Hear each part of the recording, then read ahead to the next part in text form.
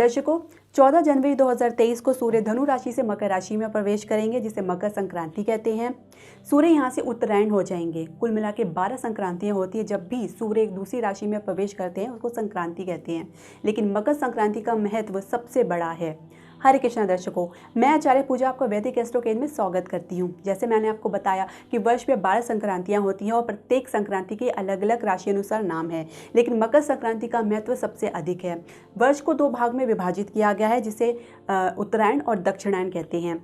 उत्तरायण जब शुरू होती है जब सूर्य मकर राशि में प्रवेश करते हैं, और दक्षिणायन की शुरुआत जब सूर्य कर्क राशि में प्रवेश करते हैं, यानी कर्क राशि में जब गोचर करते हैं तब दक्षिणायन की शुरुआत होती है। लेकिन इन दोनों में सबसे महत्वपूर्ण उत्तरायण को कहा गया है। क्यों कहा गया है? क्योंकि उत्तरायण को एक शुक्ल मार्ग कहा गया है, एक सौम्य मार्ग कहा गया है। उत्तरायण से ही सूर्य की गति उत्तरायण की तरफ हो जाती है। इसका मतलब कि सूर्य की जो गति है वो प्रकाश की तरफ हो जाती है, शुक्ल की तरफ हो जाती है, जहाँ पे कहा जाता है कि देवताओं का द्वार खुला होता है। दर्शकों, ये भी कहा जाता है कि उत्तरायण के समय त्यागा गया देह भी मनुष्य को सद्गति प्रदान करता है, और जबकि दक्षिणायन में त्यागा गया देह भी अधोगति को प्राप्त होता है। वैसे तो ये सब कर्म पे आधारित होता है, लेकिन उत्तरायण का बहुत बड़ा महत्व है। जैसे ही सूर्य मकर राशि में प्रवेश करते हैं, वहीं से उत्तरायण की इनकी गति शुरू हो जाती है। दर्शकों, इस बार मकर राशि में प्रवेश करने का समय भिन्न भिन्न पंचांगों के अनुसार अलग अलग है। कुछ पंचांगों के अनुसार शाम को प्रवेश हो रहे हैं और कुछ के अनुसार रात को प्रवेश हो रहे हैं। लेकिन जो व्रत है वो आप 14 जनवरी को ही रखेंगे, लेकिन दान और स्नान का जो महत्व वो 15 जनवरी को होगा, क्योंकि हिंदू शास्त्र के अनुसार हमारा कोई भी पर्व सूर्य उदय के साथ ही शुरू होता है। तो 15 जनवरी को आपको विशेष दान और स्नान का महत्व हम आपको बताएंगे क्यों है और उस दिन आपको क्यों करना चाहिए। दर्शकों, जैसे मैंने बताया कि उत्तरायण एक सौम्य मार्ग है, एक शुक्ल मार्ग है, प्रकाश का मार्ग है। इस समय सब कुछ शुभता की होने लगता है, ऊष्मा बढ़ने लगती है, दिन बड़े होने लगते हैं, सर्दियाँ थोड़ी कम होने लगती हैं। इसके अलावा शुक्ल मार्ग जो है देवताओं का मार्ग कहा गया है। दर्शकों, अब हम समझेंगे कि मकर संक्रांति के दिन दान और स्नान का क्या महत्व है। दान और स्नान का बहुत बड़ा महत्व है। हर व्यक्ति को अपने सामर्थ्य के अनुसार दान करना चाहिए। इसके अलावा आपका दिया हुआ छोटा दान भी बहुत पुण्यदायी होता है। ये विभिन्न ग्रह कलेश को दूर करता है, साथ में आपको फलदायी भी होता है। अब इसमें कौन कौन सा ऐसा दान है जो आपको करना चाहिए। दर्शकों, मुख्य दान हम आपको बताएंगे। इसमें आप तिल का या तिल से बनी वस्तुओं का दान कर सकते हैं। इससे शनि के कलेश और दोष भी दूर होते हैं। इसके अलावा गुड़ का दान का भी बहुत बड़ा महत्व है। आप किसी मंदिर में या किसी पुजारी या पंडित को आप गुड़ की बनी वस्तु या गुड़ का दान कर सकते हैं, साथ स्वयं भी सेवन कर सकते हैं। इससे मंगल का दोष का निवारण होता है। इसके अलावा इस दिन खिचड़ी का भी महत्व है। खिचड़ी का दान बहुत बड़ा दान, खासकर उड़द की खिचड़ी का दान, जिससे शनि के कलेश और दोष दूर होते हैं। कंबल का दान हम कर सकते हैं, जो कि बहुत बड़ा महत्व है। यानी किसी गरीब व्यक्ति को या किसी बूढ़े गरीब व्यक्ति को आप कंबल का दान कीजिए, खासकर सर्दियों का मौसम है, इसका भी बहुत बड़ा महत्व है। इसके अलावा आप अपने सामर्थ्य के अनुसार वस्त्र भी दान कर सकते हैं। खिचड़ी का दान के साथ साथ स्वयं भी सेवन करें तो इसका भी बहुत बड़ा महत्व है। तो ये कुछ ऐसे दान है जो आप कर सकते हैं, अपने सामर्थ्य के अनुसार कर सकते हैं, लेकिन दान का फल हमेशा पुण्यदायी होता है। खासकर जब आप उसको एक सकारात्मक सोच के साथ दान करते हैं तो आपका ये पुण्य फलदायी बहुत बड़ा हो जाता है, दुगना हो जाता है। दर्शकों, हम समझें कि अब जो मकर संक्रांति में प्रवेश कर रहे हैं, इनकी 12 अन्य राशियों में इनका क्या प्रभाव होगा वो भी हम समझेंगे। जैसे हमने आपको बताया कि स्नान का भी बहुत महत्व है इस मकर संक्रांति को। तो बहुत से लोग हैं जो भारतीय लोग हैं, विभिन्न पुण्य नदी में स्नान करके दान करते हैं। तो ये अगर आप करें तो बहुत अच्छा होगा। कोशिश करें कि आप अपने सामर्थ्य के अनुसार दान दें, किसी गरीब को दान दें, या मंदिर में या धर्मशाला या आश्रम में दान दें, तो ये बहुत ही फलदायी होगा। दर्शकों, अब हम समझेंगे कि 12 राशियों में मकर संक्रांति का जो प्रभाव है भिन्न भिन्न किस प्रकार से होगा, हम देखते हैं। दर्शकों, सूर्य मकर राशि में प्रवेश करते ही शनि और शुक्र के साथ युति बनाएंगे। भिन्न भिन्न राशियों या लग्नों के अनुसार भिन्न भिन्न भावों में बैठकर अपना प्रभाव डालेंगे। ये आपके जीवन में कैसा प्रभाव डालेंगे हम समझने की कोशिश करते हैं। तो हम सबसे पहले बात करेंगे मेष राशि की। तो मेष राशि में आपके 10वें स्थान में शनि शुक्र के साथ सूर्य प्रवेश कर रहे हैं, तो संघर्ष काफ़ी बड़ा हो सकता है। कुछ अहम की वजह से, यानी कि आपके अहम की वजह से या आपके अधिकारी की अहम की वजह से आपके बीच में कुछ वाद विवाद हो सकता है। लेकिन अगर आप अपने अहम पर कंट्रोल करेंगे, संयम से काम लेंगे, तो आप बहुत कुछ अचीव कर सकेंगे, खासकर अपने कार्य क्षेत्र में। इसके अलावा आप कोई भी चैलेंज आपको दिया जाएगा, चुनौती दी जाएगी, आपको वो पूर्ण कर पाएंगे। इसकी वजह से आपका जो स्टेटस है, आपके जो कार्य क्षेत्र में स्टेटस है, उसमें भी वृद्धि होगी। हम बात करेंगे वृषभ राशि की। वृषभ राशि में हम देखेंगे तो उनके नवम भाव में शुक्र और शनि के साथ सूर्य प्रवेश कर रहे हैं, तो भाव में आपकी वृद्धि तो होगी, साथ में आपका पिता का आपको बहुत अच्छा सपोर्ट आपको मिलेगा। हो सकता है आपका पिता का कुछ ऐसा बिजनेस या व्यवसाय को आगे लेके जाएं जिसमें आपको मौका मिलेगा कि अपने पिता के साथ काम करने का, और हो सकता है कि आपको इसमें सफलता भी मिले।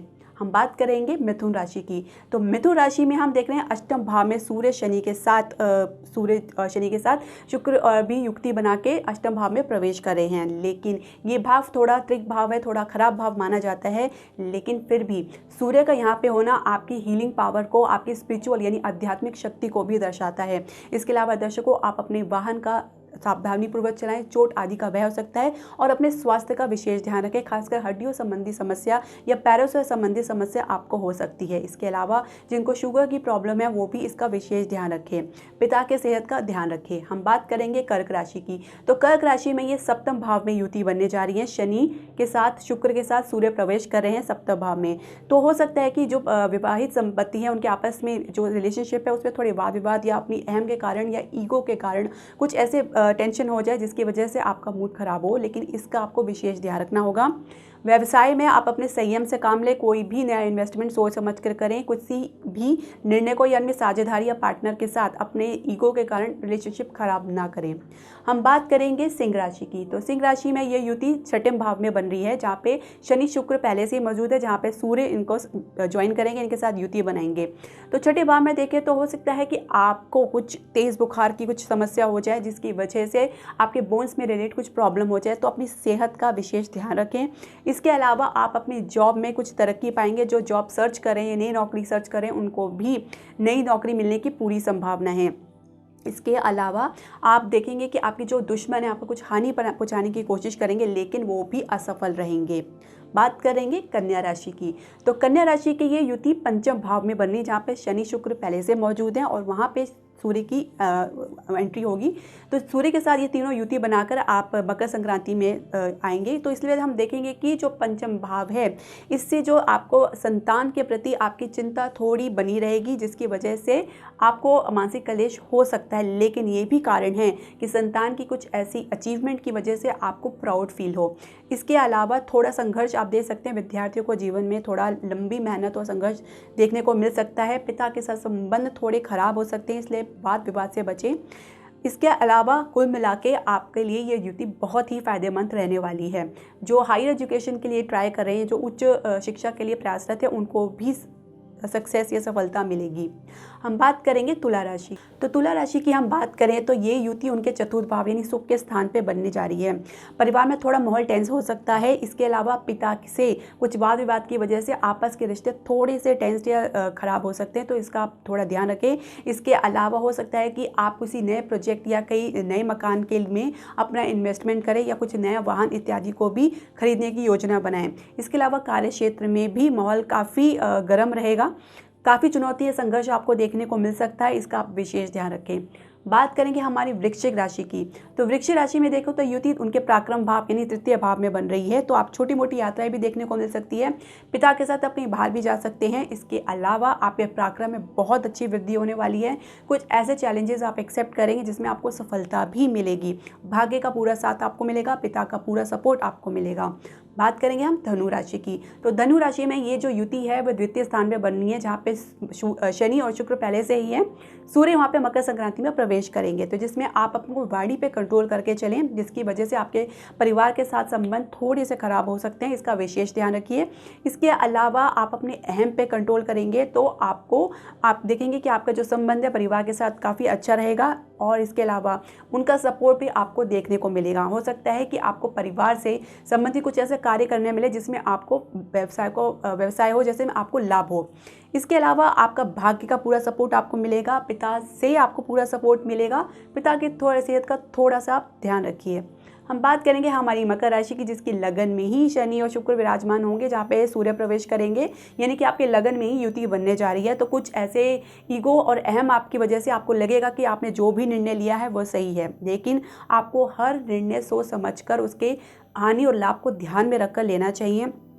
आपकी उम्मीद आपके पार्टनर से या आपके पति पत्नी से काफ़ी बढ़ने वाली है, जिसमें से आपका अहम बीच में आएगा, जिसमें लगेगा कि आपने जो कहा वही सही है, तो इससे आपको बचना चाहिए। कुल मिला के व्यापार के लिए बहुत अच्छा समय है आपके लिए, लाभ भी आपका बना हुआ है। हम बात करेंगे कुंभ राशि की। तो कुंभ राशि में ये युति आपके द्वादश भाव में बननी है। थोड़ा खर्चा आपको देखने को मिल सकता है, कुछ वजह से आपको हानि हो सकती है। कुछ ऐसे ऋण हैं जिसको आपको बचना होगा, कुछ ऐसे डेट्स आपको नहीं लेने होंगे। अगर आपकी मजबूरी है तो बहुत सोच समझ के लिए, वरना नुकसान हो सकता है। इसके अलावा कुछ सेहत संबंधी समस्याएं हो सकती है जिस पर आपका अच्छा खासा खर्च करना पड़ सकता है। लेकिन अगर कुछ समस्याएं हैं तो किसी चिकित्सा परामर्श करके ही लें, क्योंकि इधर उधर से आप सलाह लेंगे तो वो आपके लिए हानिकारक हो सकता है। हम बात करेंगे हमारी आखिरी राशि मीन राशि की। तो मीन राशि की हम बात करें तो ये युतियाँ उनके एकादश भाव यानी लाभ में बनने जा रही हैं, तो काफ़ी अच्छा खासा लाभ आप देखने को पाएंगे। थोड़ा संघर्ष और मेहनत आपको करने को मिल सकता है। पिता या बड़े भाई बहन से कुछ वाद विवाद हो सकते हैं, लेकिन उनका सपोर्ट आपको मिलेगा, उनसे लाभ आपको मिलेगा। इसके अलावा पढ़ाई में भी आपको अच्छा खासा सफलता देखने को मिलेगी। जो बाहर विदेश में पढ़ाई के लिए जाना चाहते हैं उनको भी सफलता मिलेगी। इसके अलावा कार्य क्षेत्र में भी आपको अच्छा खासा लाभ देखने को मिलेगा। अधिकारी या सरकारी क्षेत्र से आपको सहयोग या लाभ प्राप्त करने की पूरी उम्मीद है। दर्शकों, ये कुछ ऐसे फलादेश थे जो मकर संक्रांति का हमने 12 राशियों के बारे में आपको बताया। उपाय हमने पहले ही आपको बताए हैं कि कुछ दान है जिसकी वजह से आप कर सकते हैं। इसके अलावा प्रत्येक राशि के अनुसार आप जो है एक ना सिर्फ मकर संक्रांति का दान करें, इसके अलावा आप सूर्य के बीज मंत्र का जाप भी कर सकते हैं। इससे आपको विशेष लाभ प्राप्त होगा।